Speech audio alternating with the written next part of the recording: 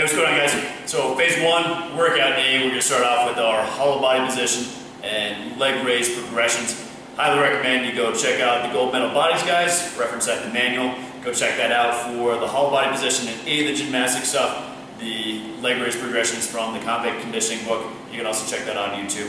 Put the link in the manual.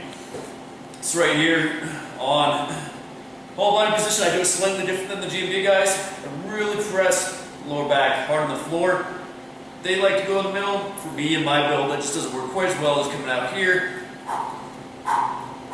Really drive that lower back as hard as you can. Legs nice and tight. If you want to progress up overhead the last couple seconds, you can.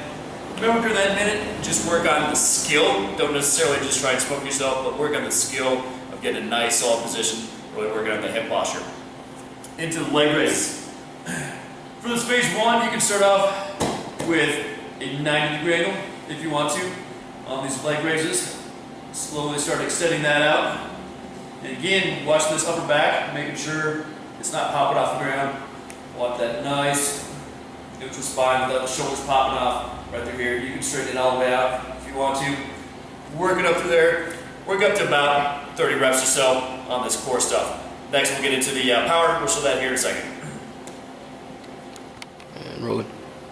Alright, guys. So workout A, phase one, power work. We're going to get into either vertical or broad jumps. It's kind of up to you. You can play with it however you want to, or you can do any kind of upper body dynamic full power. It's going to work really well.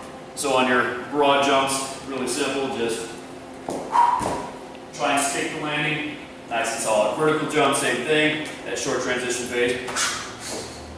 Really explode up and try and get as high as possible. That's pretty much it, the power. We do go ahead and jump into the main sets here in a second, and we'll see you back then. And rolling. Alright, guys, so now we're going to get into our main effort work set. We're going to do either a gi or a rope pull. And I'll just kind of show you those real quick. This is kind of how I set up the gi. Remember, we're going to hit about 4 to 5 sets of 6 to 9 reps. But the tempo is going to be changing every week. So that's one thing to be aware of, is you may not get more reps just because the tempo is adding a couple seconds every week.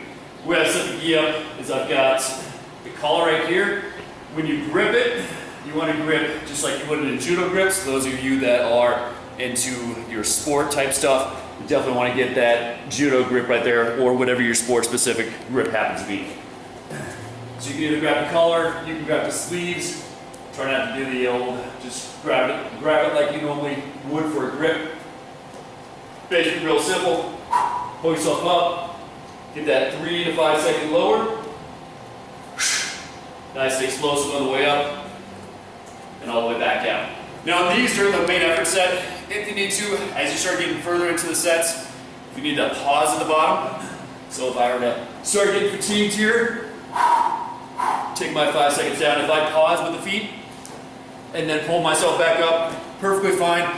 We're trying to work pulling strength, not necessarily the grip of the forearms, but we're adding a little bit of grip endurance in there. So try and kind of match it up however you need to. If you need more grip endurance, obviously take more time, less feet on the floor. If you're working mostly pull, then work on that. Just kind of show you real quick on a rope pull-up. Same exact thing. You can also use a towel. Doesn't really matter too much. Same thing right here. Just gonna grip on. You can use this obviously on a bar, something like that. So just a couple different examples of what you can use. Towel works really well. I like to hang them off the ring. Doesn't work pretty good. But this is all good stuff. Just get your 4 to 5 sets of 6 to 9 reps. Rock it out. Hey, what's going on, guys? So after our main effort, we're gonna get into our push-up superset along with the neck work. We're going to get into that. Week 1, it's going to be a little bit different than the rest of the weeks, obviously, because they change every week. First one, just going to be knuckle push-ups, 2 sets of 10. If you have wrist issues with this, you can toss in some dumbbells if you need to in your hands. That'll help a little bit. This also is really good. If you have wrist issues in the first place, you can just grab dumbbells for your regular push-ups, and that'll help a lot. So right here, making sure elbows touch the ribs, 2 sets of 10 right there. The other half, it's going to be 2 sets of 10 on the diamond push-up, so that close grip right through here. Working, still keeping elbows nice and tight in there. Week 2, we're going to work into a judo push-up and into, let's see, alternate the stagger grip. So first one, judo push-up, a little bit wider stance. Basically you're gonna sweep down and then drop back. It's kind of like a half dive bomb push-up right there. Moving into your staggered alternating grip.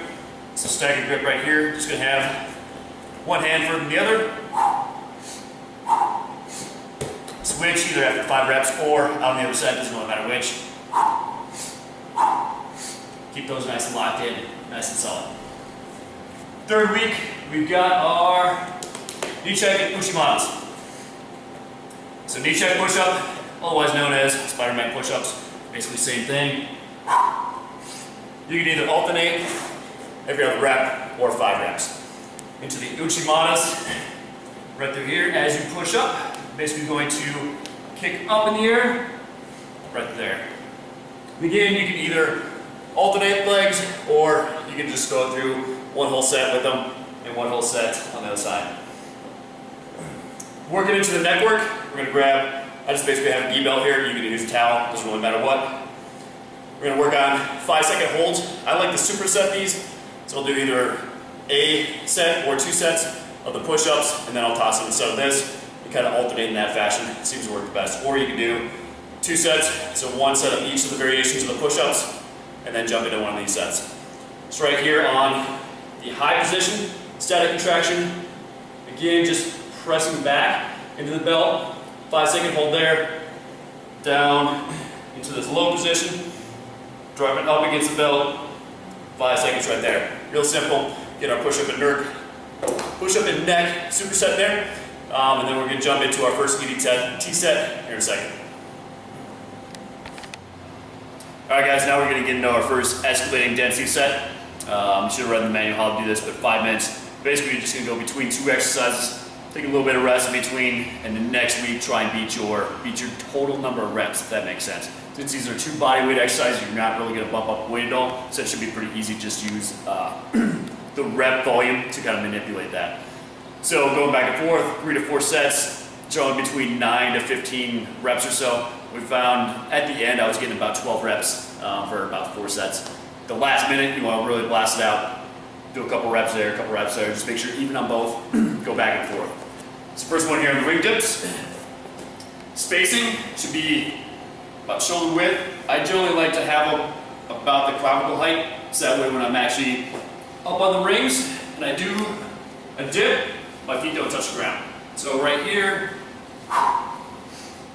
work on our dips, right through there. Once you hit out your 9 to 15, just gonna bust on over here to the rows. You can change the angle of your hands if you want to. Neutral grip's gonna be a little bit easier. This can hit a little bit more of the bicep. You can also change the angle as you start getting more fatigued.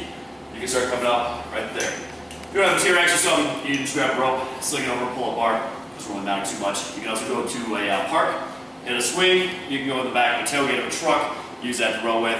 Pretty much anything you can grab onto and row something. Pretty easy. So we're gonna do our second EDT set right here in a second.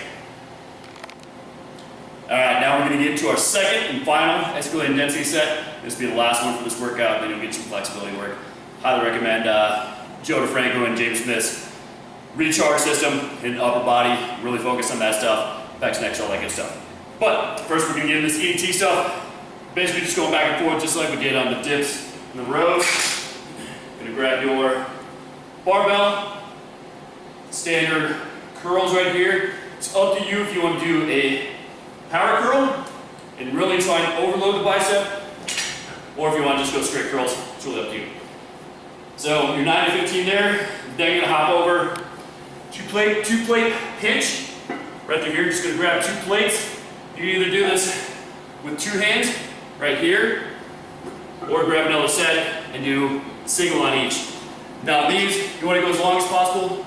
I wouldn't go longer than say 45 seconds to a minute, so that way you can actually get 3 to 4 sets in. Right here, just gonna lock this out. Lock it up, probably gonna want to use some chalk. You'll get some chalk. It's gonna be a very quick set. So working in between those 2, and then you can rock it out, get your recharge on. Make sure you're hitting a lot of that soft tissue, especially in the pecs here, shoulders, the back, all that good stuff. Getting all that stuff reopened up.